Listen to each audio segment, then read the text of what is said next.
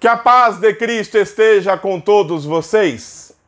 Mais uma vez aqui estamos para compartilhar a palavra de Deus aos corações deste humilde canal. Hoje gostaria de ler com você um versículo apenas da Epístola Universal do apóstolo Judas. Epístola é uma missiva que ela não contém apenas informações, mas ela também tem um texto que visa ser didático, pedagógico e doutrinário. Ou seja, uma carta ela apenas pode informar as pessoas, mas uma epístola ela tem esse poder de doutrinar as pessoas, como é esse o caso. Judas não tem capítulo. Então nós vamos ler o verso 6 da Epístola de Judas. Verso 9, que diz assim: Mas o arcanjo Miguel, quando contendia com o diabo e disputava a respeito do corpo de Moisés, não ousou pronunciar juízo de maldição contra ele, mas disse: O Senhor te repreenda. Palavras que Judas, o meio-irmão de Jesus, Judas, assim como Tiago, era meio-irmão de Jesus por parte de mãe. Por parte de pai, Jesus, como nós sabemos, é filho de Deus. E tanto Judas como Tiago demoraram para se converter. Nós sabemos de Tiago, não sabemos muito sobre Judas, que Jesus, após a ressurreição, aparece a ele somente, lhe revelando que era o Messias. E assim ele se converte a Jesus e ao cristianismo, se tornando um crente fervoroso. Judas não deve ter sido diferente. Foi tardiamente que ele se tornou cristão. E aí ele escreve esta carta, que tem algumas particularidades interessantes. Hoje quero tratar sobre a nossa relação com o poder das trevas, com o domínio do mal. Qual deve ser a nossa relação em torno disso? Será que está certo nós conhecermos o nosso inimigo, que quanto mais intimamente o conhecermos, mais fácil o derrotaremos? Será que é válida esta sugestão? Eu quero crer que em termos de intimidade, nós nunca conheceremos em vida o nosso inimigo tanto quanto ele nos conhece. O inimigo de nossas vidas, apesar de não ter os atributos de Deus, como a onipresença, onisciência e onipotência, ele tem o seu domínio muito bem arquitetado e arranjado.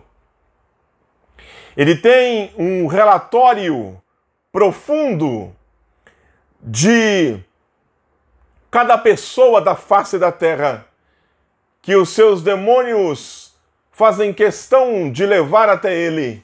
E por isso, nós somos acompanhados diuturnamente ao nosso derredor, porque ao nosso redor acampam-se anjos, como diz a palavra de Deus.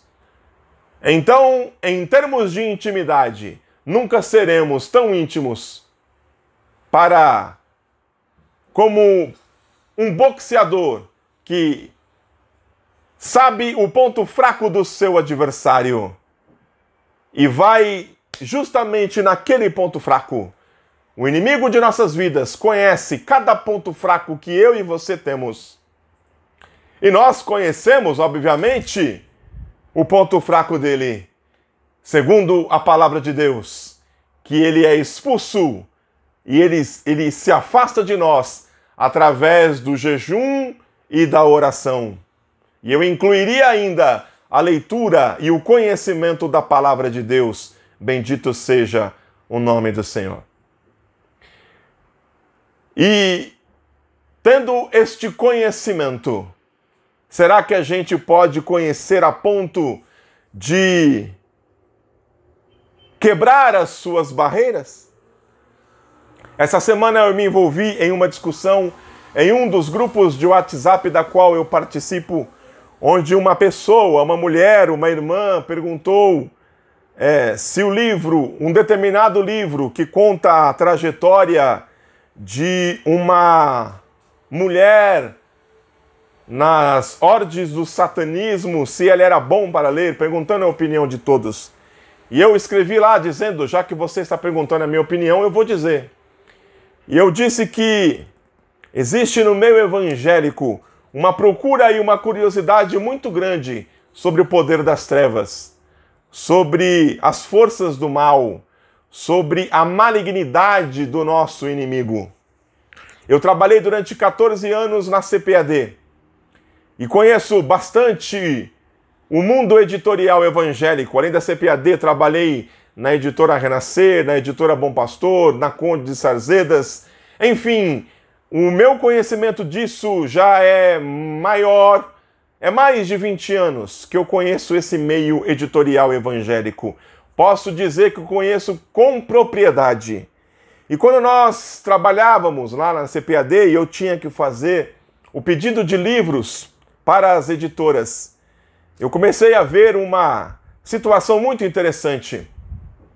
Livros que tratam a respeito do satanismo, livros que tratam a respeito do poder das trevas e sobre malignidade, vendiam aproximadamente 3 vezes mais que livros que falavam do sentido oposto.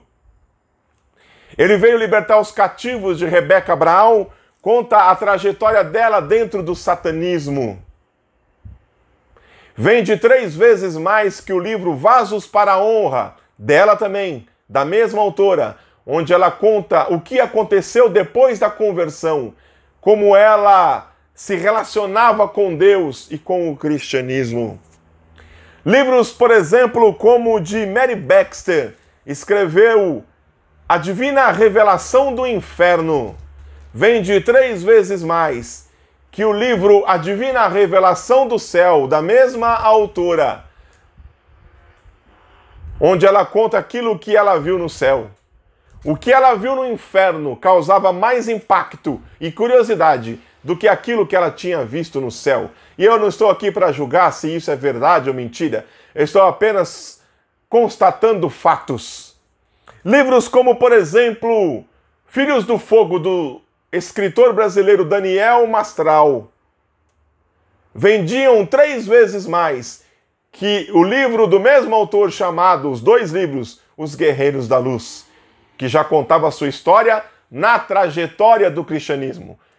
E Filhos do Fogo, a trajetória dele dentro do satanismo. E eu disse lá que isso parece a mim uma espécie de fetiche gospel, onde as pessoas têm uma certa atração em saber como é o lado mal, o lado maligno, como é que funciona o poder das trevas. Eu estou do lado da luz, mas eu tenho uma curiosidade muito grande de saber como as coisas funcionam do outro lado, do lado das trevas. E eu comentei no grupo, e algumas pessoas foram contra mim, e outros concordaram comigo. E eu disse, em minha opinião, um especialista de notas do Banco Central, ele não precisa conhecer todas as notas falsas que existem. Ele precisa apenas conhecer com profundidade e conhecimento a nota verdadeira. Se ele conhecer a nota verdadeira, ele saberá identificar uma nota falsa. E mesmo assim, algumas pessoas não concordaram, e eu disse, beleza, pensamos diferentes, continuamos amigos. Mas essa é a minha opinião a respeito do poder das trevas. Que nós temos sim que nos fortalecer no Senhor e na força do seu poder. Porque nos fortalecendo no Senhor, estaremos preparados para lidar com o mundo das trevas. E Judas aqui na sua epístola, é uma epístola muito singular, onde ele trata de coisas muito interessantes. É uma epístola pequena, possui apenas 25 versículos, mas com uma carga de conhecimento muito grande, onde ele fala de coisas aqui que eu queria conhecer a biblioteca que Judas usou para falar aquilo que ele fala, para dizer o mínimo. E quando chega a certa altura, onde Judas está discorrendo contra as pessoas ímpias e contra os falsos mestres. Sim, este é o motivo da carta. Já existiam falsos mestres na época de Cristo, na época da Igreja Apostólica. E um falso mestre é algo terrível, porque todos ouvem um mestre, todos aprendem com um mestre. E se o mestre ensina coisas erradas, aqueles que ouvem o mestre aprenderão da forma errada e replicarão isso a outros. E daí você percebe o prejuízo que isto pode causar. E Judas, preocupado com o ensino de falsos mestres, que estavam dizendo coisas equivocadas e erradas sobre o Evangelho de Cristo, a certa altura de sua epístola, ele começa dizendo sobre um acontecimento que não existe no Antigo Testamento sobre essa disputa, mas em algum lugar ele leu e colocou na Bíblia e foi canonizado, e por isso nós cremos de que o arcanjo Miguel contendia com o diabo, ou disputava com o diabo, ou estava em vias de fato com o diabo, a respeito do corpo de Moisés. Nós sabemos que Moisés subiu ao monte para ver a terra prometida, e Deus disse: você vai subir, mas você não vai descer desse monte. Você vai morrer olhando para a terra que eu prometi aos seus pais, que lhes daria. Mas você não vai entrar nela. E Moisés sobe. E Moisés não desce. E o povo vai procurar Moisés e não acha nada. Não acha corpo. Não acha defunto. E o povo faz ali um jejum, sofre um luto de Moisés. Se não me falha a memória, 40 dias entristecidos pela morte de Moisés.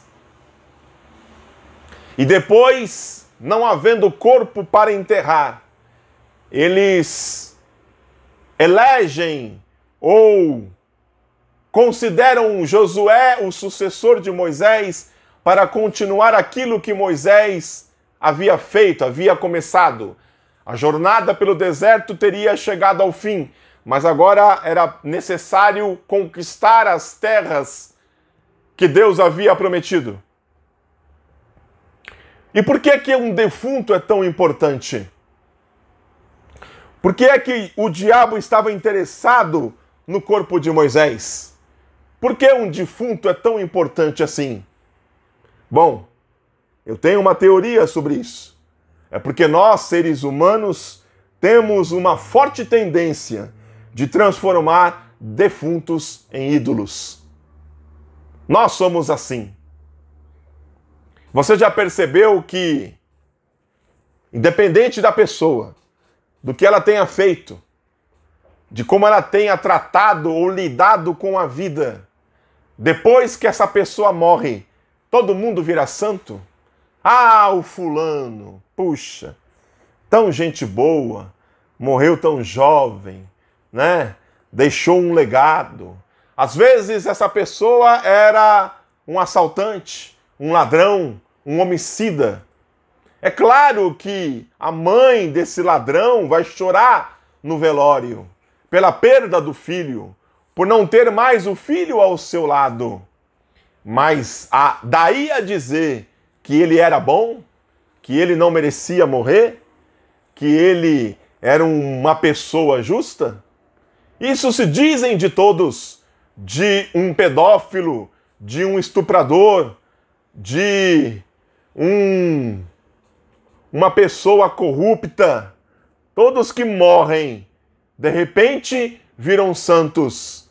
De repente Não há nada que desabone a conduta dela aqui na terra. Mas não deveria ser assim. Mas nós temos essa tendência de transformar defuntos em ídolos. Aconteceu assim com Che Guevara. Che Guevara foi um revolucionário que ajudou lá a Revolução Cubana. E depois que a revolução aconteceu, que Fidel Castro foi empossado como presidente de Cuba, os inimigos foram destruídos, mortos ou fugidos. E Fidel deu a ele um ministério dentro do governo para que ele cuidasse. E ele ficou um tempo, mas a sua alma revolucionária não se cabia dentro dele. E ele veio para a América do Sul, acredito que no Peru, para participar de uma outra revolução, até o momento em que ele é morto. Che Guevara, dizem por aí, que é a imagem mais replicada em camisetas, outdoors, nas mídias sociais. Nenhuma imagem, nenhum rosto é tão replicado quanto o do Che Guevara. Todos gostam de dizer que Che Guevara foi alguém importante, é alguém notório, é alguém ao qual nós devemos nos mirar. Mas poucos conhecem a história de Che Guevara nos seus pormenores, de que ele era uma pessoa que apoiava o assassinato dos seus inimigos e a tortura também dos seus inimigos, de que ele era uma pessoa racista. Você sabia disso? De que ele era uma pessoa homofóbica. Você sabia disso? Não, isso ninguém sabe, mas cultuam Che Guevara como se ele fosse um novo Deus, um Deus da nova era, um Deus da nova geração. Mas, na verdade, ele não era assim. Foi um defunto que se transformou em ídolo. Com Hitler foi a mesma coisa. Quando os russos invadiram Berlim e chegaram até o bunker onde Hitler estava escondido, onde poucos momentos antes de acontecer a invasão, ele toma veneno juntamente com os seus ministros mais chegados e a sua amante. E ele morre para que ele não fosse pego pelo exército invasor. E quando o exército russo consegue chegar até dentro do bunker, eles então colocam fogo no corpo de Hitler, para que não haja resquício desse ser humano desprezível que ele foi. Porque se tivessem colocado ele dentro de um caixão e enterrado e colocado ali uma lápide dizendo aqui jaz Adolf Hitler, com certeza neonazistas de todo o mundo reverenciariam este lugar como sagrado. Foi a mesma coisa que o exército americano fez com Osama Bin Laden. Depois de anos e anos fugindo dos seus inimigos, o exército americano acha Osama Bin Laden em um edifício na Turquia. E aí uma equipe vai até lá, consegue invadir o local. E para vocês verem como esse ser também era desprezível, diz que ele se esconde atrás de mulheres para que ele não fosse morto pelo exército. Mas ainda assim morreu. E quando o exército pergunta ao presidente na ocasião, o presidente Obama, o que nós vamos fazer com o corpo? E aí eles recebem uma instrução de que na volta da Turquia para os Estados Unidos, lá no meio do oceano, que eles façam os procedimentos como o islamismo ensina que se deve fazer em caso de um defunto. E depois de feitos os procedimentos, o corpo foi jogado no oceano em um lugar não identificado para virar comida de peixe. Por quê? Porque se tivesse enterrado ele em um local, haveria também romaria para aquele local de gente que o consideraria como se fosse um deus. Nós temos essa tendência de transformar defuntos em ídolos. E agora tratando não só como pessoas, mas indo um pouquinho mais a fundo, Porque talvez você esteja dizendo, nada disso me representa. Eu não estou incluído em nada disso. Eu quero dizer que nós temos o costume de transformar coisas mortas, inanimadas, em ídolos. Um ídolo pode ser o seu carro. Carro não é vivo. Um ídolo pode ser a sua casa na praia. Casa na praia não é viva. Um ídolo pode ser o seu dinheiro na poupança, a sua credencial, o que diz o seu contra-cheque, o que diz lá a respeito de quem você é, da sua profissão ou daquilo que você faz. Um ídolo pode ser muitas coisas, todas elas mortas, todas elas inanimadas. E você transforma essas coisas inanimadas, essas coisas mortas, ou seja, um defunto, em Deus. A ideia de Satanás aqui era de pegar o corpo de Moisés para concorrer com a Arca do Concerto, a Arca da Aliança, em que ela recebia a presença de Deus, que era símbolo da presença de Deus. Era de que o corpo de Moisés concorresse com a Arca do Concerto. E Deus, sabedor disso, não permite que isso aconteça.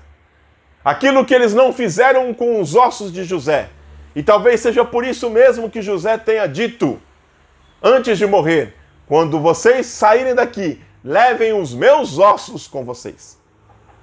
No Egito, naquela época, a ciência de embalsamento, de embalsamar corpos, já era uma ciência avançada. Se José quisesse, ele podia ser embalsamado, mas ele não quis. Ele disse, eu quero que o meu corpo fique e se deteriore com o tempo. E é por isso que quando, 400 anos depois apenas, eles saem do Egito, eles levam os ossos de José, os ossos de José, e não a múmia de José. Porque existem múmias egípcias, até hoje, preservadas. Imagina naquela época. Se você for à Rússia, você vai ver o corpo de Lenin embalsamado dentro de um vidro a vácuo, sem ar dentro, para que ele não sofra deterioração. Está lá. Está lá o corpo dele, para ser cultuado por aqueles que ainda loucamente acreditam no socialismo. Defuntos viram ídolos. E é preciso tomar muito cuidado com isso. É preciso tomar muito cuidado para que um defunto na sua vida não vire ídolo. Mas existe uma segunda lição para nós aprendermos sobre esta passagem, sobre esse versículo de Judas. É a nossa relação com o mundo das trevas, que eu falei no início desta pregação. Qual deve ser a nossa relação com o mundo das trevas? Aqui existe uma disputa do arcanjo Miguel contra o ex-querubim Satanás. Era Lúcifer e agora é Satanás. Existe uma disputa. Existe uma hierarquia em jogo. Existe uma batalha. E o que Miguel nos ensina a como proceder em relação ao mundo das trevas, está bem nítido aqui, que ele não ousou pronunciar juízo de maldição contra Satanás, mas ele apenas disse a Satanás, e isso foi o fator determinante da vitória, e isso foi aquilo que pesou a favor de Miguel e contra Satanás. Foi isso que ele conseguiu esconder o corpo de Moisés, a ponto de ninguém saber onde ele está até os dias de hoje, nem mesmo o diabo. A frase que Miguel falou foi essa: o Senhor te repreenda. E é essa a ideia que eu quero passar a você hoje, de como deve ser o nosso embate para com o mundo das trevas. Se você quer ler livros a respeito para conhecer melhor, fique à vontade. Eu não estou dizendo que isso é errado. Eu só estou dizendo que eu prefiro conhecer aquilo que é verdadeiro, pois assim eu saberei o que é falso. No começo da minha conversão, eu também era assim. Quando nasci no meio cristão, como todos sabem, mas quando eu comecei a me interessar pelas coisas de Deus, eu tinha uma grande necessidade de saber sobre duas matérias que me fascinavam. Uma, maçonaria. Eu era fascinado para saber como é que funcionava a maçonaria. Uma coisa oculta, escondida, uma coisa feita nos bastidores. E depois de muito tempo, cheguei a ser convidado para entrar para o meio deles, mas não respondi ao convite. E a segunda coisa que me despertava muito interesse era a doutrina da angelologia, ou seja, a doutrina dos anjos e dos demônios. Também era uma coisa que me fascinava. E eu não estou dizendo que aprender sobre isso é errado. Eu estou apenas dizendo que você pode saber sobre isso, mas você não deve focar o seu tempo somente nisso. Você não deve ler somente esse tipo de livro, mas você deve ler livros que tratam sobre o poder de Deus, sobre a doutrina de Deus, sobre a palavra de Deus, sobre a pessoa de Deus, sobre o Espírito Santo, sobre Cristo na terra, para que você possa, sim, conhecendo aquilo que é verdadeiro, você possa identificar aquilo que é falso. Bendito seja o nome do Senhor. Quando vemos o mal de perto, quando o mal está chegando até nós, nós devemos dizer: o Senhor te repreenda. Quando o mal vem causar alguma dor em nós, tirar algo de nós, nós devemos dizer como Miguel: o Senhor te repreenda. Quando o mal se encontra com o bem e às vezes parece que o mal está ganhando a briga, nós devemos dizer como Miguel: o Senhor te repreenda. Quando o mal nos tenta a olhar para o lado, a desviar o nosso foco de Cristo, a olhar para trás, nós devemos dizer com todas as forças: o Senhor te repreenda. Bendito seja o nome do Senhor. Não precisamos necessariamente conhecer todas as artimanhas das trevas. Precisamos antes nos revestir nas forças da luz, nos revestir na graça e no conhecimento de Jesus Cristo, nos revestir pelo Espírito Santo que Ele tem nos dado. Bendito seja o nome do Senhor. Satanás é para ser repreendido por nós. Quando ele vier contra nós, ele precisa ser repreendido. E assim como Miguel venceu, nós venceremos também. Eu não estou querendo dizer que a frase "o Senhor te repreenda" é uma espécie de fórmula mágica. Não, não é isso que eu estou dizendo. Algumas vezes nós vamos cair. Algumas vezes nós vamos ceder à tentação. Algumas vezes o mal parece que está ganhando de nós. Mas se nós estivermos em Cristo, nós temos força para dizer: o Senhor te repreenda. E todo mal que vier sobre nós, algumas vezes, vem com a permissão de Deus. E assim o diabo pode nos tocar. Mas sabendo que Deus não dá tentação maior do que as nossas forças, maior do que nós podemos suportar. Mas Ele dá junto também com isso o escape. Bendito seja o nome do Senhor. Se fosse uma fórmula mágica, seria fácil. Assisti um vídeo um tempo atrás de dois irmãos descendo do monte. Haviam passado a noite no monte orando. E de manhã, dois ladrões chegaram para assaltá-los, para tomar os seus pertences, o seu celular. E um dos irmãos, cheio do poder do Espírito Santo, olhou para o ladrão que estava armado e simplesmente disse assim: o Senhor te repreenda. Aquele ladrão caiu, deu um infarto fulminante dele na mesma hora, e ele caiu morto. E o seu companheiro que estava com ele, assustado com a cena, saiu correndo. Eu queria que fosse simples assim, mas nem sempre é. Mas eu posso dizer para você que, com base nisso, nós sairemos vencedores. Todas as vezes que o mal se deparar na nossa frente, se nós estivermos vigilantes, orando, santificados, e dissermos, o Senhor te repreenda, o mal terá que bater em retirada. Bendito seja o nome do Senhor. Jesus está vivo.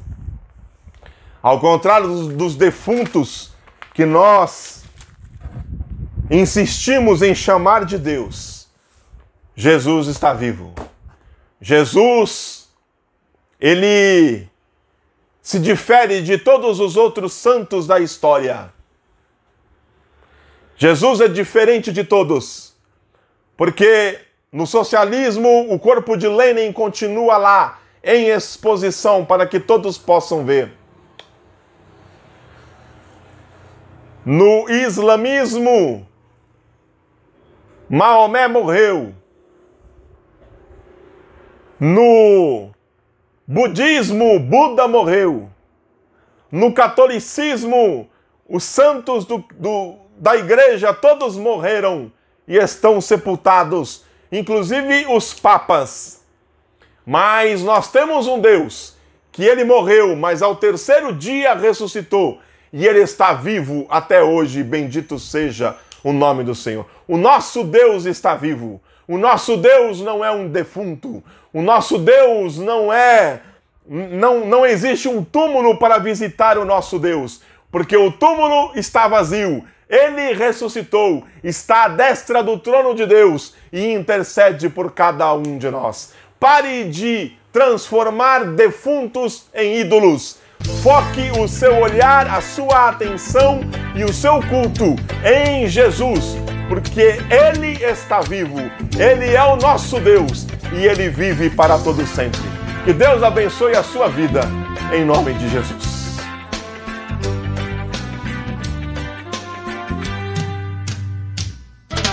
Posso falar o dia, a noite inteira, a madrugada também, de homens que morreram no passado